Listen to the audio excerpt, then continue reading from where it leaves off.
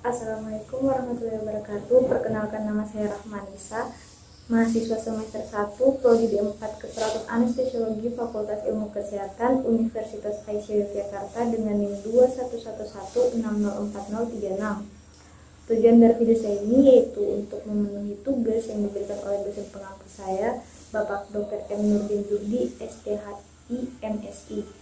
Materi iman kepada Allah Subhanahu wa Ta'ala, mata kuliah kemanusiaan dan keimanan, pertemuan kelima.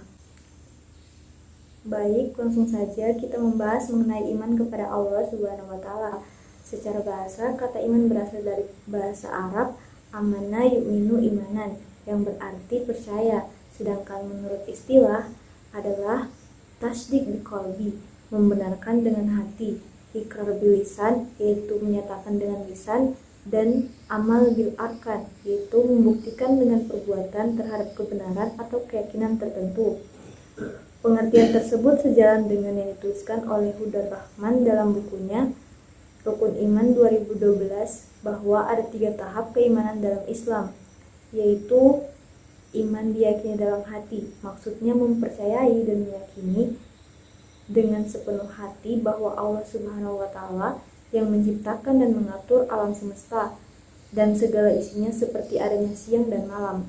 Kemudian iman diikrarkan dengan lisan, mengucapkan amantu billahi wa malaikatihi wa kutubihi wa rasulihi yaumil akhiri wa amantu bil qadri wa syarrihi, yang artinya saya beriman kepada Allah, kepada malaikat-malaikatnya, kitab-kitabnya, rasul-rasulnya, hari akhir, dan saya beriman kepada ketetapan baik dan buruk daripadanya. Kemudian iman diamalkan dengan anggota badan, maksudnya menjalankan segala perintah Allah dan memenuhi larangan Allah Subhanahu wa Ta'ala.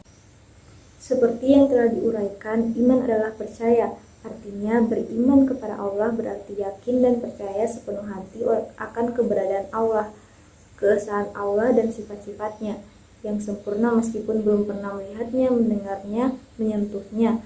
Kita tetap wajib mempercayai Allah Subhanahu wa Ta'ala.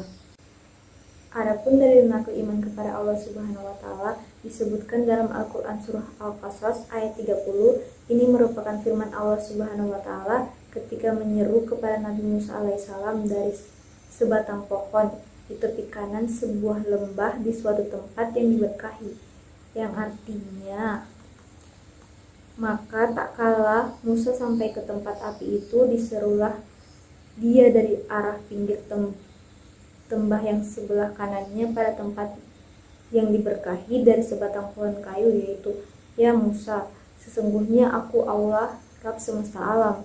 Al-Quran surah Al-Qasas ayat 30.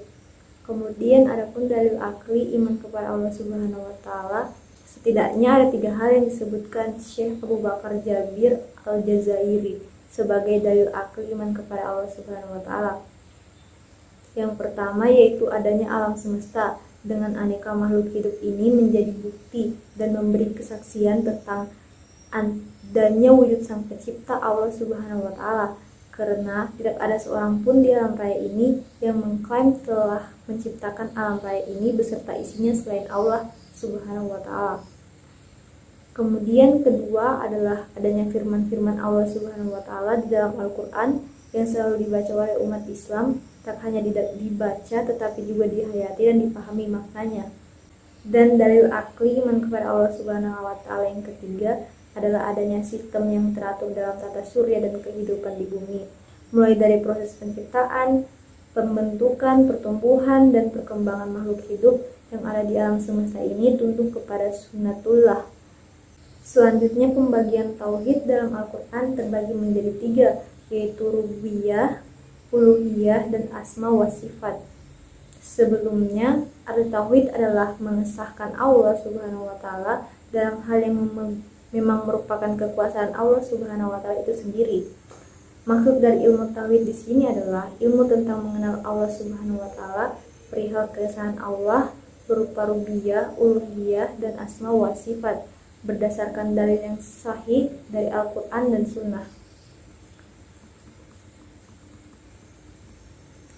Kemudian penjelasan ringkas tentang 3 jenis tauhid tersebut, yaitu yang pertama, tauhid rububiyah adalah tauhid tentang penegasan Allah Subhanahu wa Ta'ala yang maha kuasa di alam semesta ini tanpa sekutu baginya. Dialah Allah Subhanahu wa Ta'ala yang menciptakan langit, bumi, mengatur semua kehidupan ini, yang memberikan rezeki, yang mematikan dan menghidupkan. Dalil tauhid rububiyah diantaranya adalah Alhamdulillahirabbil alamin. Segala puji bagi Allah, Rabb semesta alam. Al-Quran Surah Al-Fatihah ayat 2. Tauhid rububiyah ini akan menjadikan kita hidup tenang karena yakin jika semua yang terjadi di atas dunia ini adalah atas kehendaknya. Rezeki, jodoh, hidup, dan mati semua ada yang maha mengatur, yaitu Allah Azza wa Jalla. Kemudian tauhid uluhiyah adalah tentang penegasan Allah dalam hal penyembahan dan peribadatan atau mengesahkan hak Allah dalam ibadah. Dalil tauhid uluhiyah diantaranya Ya ayyuhan nasu budu rabbakumul ladzi khalaqakum wal ladzina min qablikum la'allakum tattaqun. Artinya, hai manusia, sembahlah Tuhanmu yang telah menciptakanmu dan orang-orang yang sebelummu agar kamu bertakwa. Quran Surah Al-Baqarah ayat 21. Tauhid uluhiyah ini akan menjauhkan kita dari syirik karena kita paham dan meyakini bahwa penyembahan, ibadah, dan doa hanya kepada Allah Subhanahu wa Ta'ala langsung tanpa perantara. Kemudian tauhid asma wa sifat adalah mengesahkan Allah dengan cara menetapkan bagi Allah nama-nama dan sifat-sifat yang ditetapkan sendiri olehnya dalam firman-Nya atau yang disebutkan oleh Rasul-Nya dalam hadis. Dalil tauhid asma wa sifat walam yakul lahu kufuwan ahad, dan tidak ada seorang pun yang setara dengan dia. Quran Surah Al-Ikhlas ayat 4. Tauhid asma wa sifat ini akan menjauhkan kita dari perbuatan dosa karena kita yakin Allah maha melihat, maha mendengar, dan lainnya. Kemudian ada pun contoh-contoh perilaku iman kepada Allah dalam kehidupan sehari-hari, diantaranya yaitu mendirikan sholat, menjaga akidah dalam diri dari perilaku syirik, khurafah, dan bid'ah, membayar zakat, memaafkan kesalahan orang lain, serta mampu menahan amarah, rajin beribadah, memberi makan anak yatim, menunaikan segala perintah Allah dan menjauhi segala larangannya, serta senantiasa bersyukur atas segala nikmat yang telah Allah berikan kepada kita dengan memperbaiki serta meningkatkan kualitas ibadah. Sebagai manusia, Allah menciptakan dengan tujuan untuk beribadah kepada Allah Subhanahu wa Ta'ala, sekaligus untuk diuji kelak untuk menentukan nasib hidup manusia selanjutnya di akhirat. Untuk bisa menjalankan tujuan tersebut, tentu saja manusia wajib untuk memiliki iman dan takwa agar ia mampu juga mau menjalankan segala perintah Allah dengan sebaik-baiknya.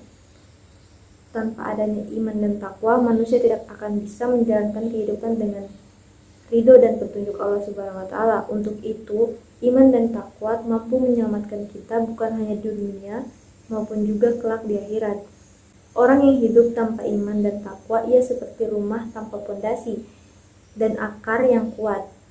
Ia akan mudah rapuh, dan bahkan tidak akan bisa melindungi orang yang menghuni rumah.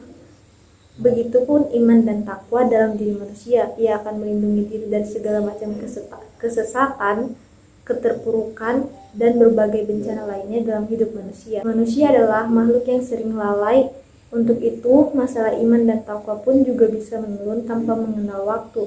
Kemudian, langkah-langkah agar manusia dapat meningkatkan iman dan takwanya dalam kehidupan, yaitu memperbaiki sholat. Untuk bisa meningkatkan iman dan takwa, salah satu caranya adalah dengan memperbaiki sholat. Kemudian akrab dengan Al-Quran. Al-Quran merupakan petunjuk utama untuk memperoleh keteguhan iman dan merupakan penghubung yang sangat kokoh antara hamba dengan Tuhannya. Karena barang siapa yang berpegang teguh pada Al-Quran, niscaya Allah akan memeliharanya dan menunjukkannya ke jalan yang benar. Berusaha untuk lebih istiqomah dalam syariat Islam.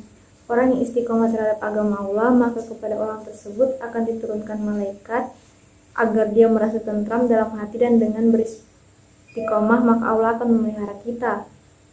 Kemudian bergaul dengan orang-orang yang soleh. Berteman dengan orang-orang yang saleh merupakan salah satu faktor pendukung yang dapat mengungkapkan kualitas seseorang. Allah dan Rasul pun menyuruh kita untuk lebih memilih dan memilih teman agar tidak menyesal di kemudian hari. Karena teman bisa memilih baik atau tidaknya agama seseorang. Oleh karena itu, pilihlah teman yang bisa mengajak kita untuk kebaikan. Kemudian menjauhi perbuatan maksiat. Rasulullah SAW menggambarkan maksiat sebagai sebuah noda yang menempel di hati. Mengikuti sunnah Rasul. Sunnah Rasul atau apa yang Rasulullah lakukan sejatinya adalah jalan-jalan yang diarahkan menuju ridho Allah Subhanahu wa Ta'ala. Untuk itu, Muslim yang mengikuti sunnah Rasul tentu akan mendapatkan juga jalan dan arah yang sama sebagaimana Rasulullah. Kemudian memperbanyak zikir, karena dengan berzikir artinya kita sedang mengingat Allah. Kemudian menjalankan perintah Allah secara konsisten. Memperbanyak syukur, menjauhi mengeluh. Dan terakhir, menikmati hidup yang Allah berikan. Iman dan takwa yang kuat serta senantiasa mengingat hanya akan didapatkan oleh orang-orang yang menikmati hidup dari Allah Subhanahu wa Ta'ala. Mereka akan mendapatkan keimanan dan ketakwaan mereka, merasakan hidup yang penuh syukur, nikmat, pertolongan Allah, dan rezeki. Mereka yang merasakan ini tentu akan mendapatkan kenikmatan hidup dunia dan akhirat. Semoga kita semua dapat meningkatkan keimanan dan ketakwaan kita kepada Allah Subhanahu wa Ta'ala, sehingga kita bisa selamat dalam menjalani hidup di dunia maupun di akhirat kelak. Amin. Baik, mungkin itu saja yang dapat saya sampaikan. Lebih dan kurangnya jika ada kesalahan saya mohon maaf. Sekian, terima kasih. Wassalamualaikum warahmatullahi wabarakatuh.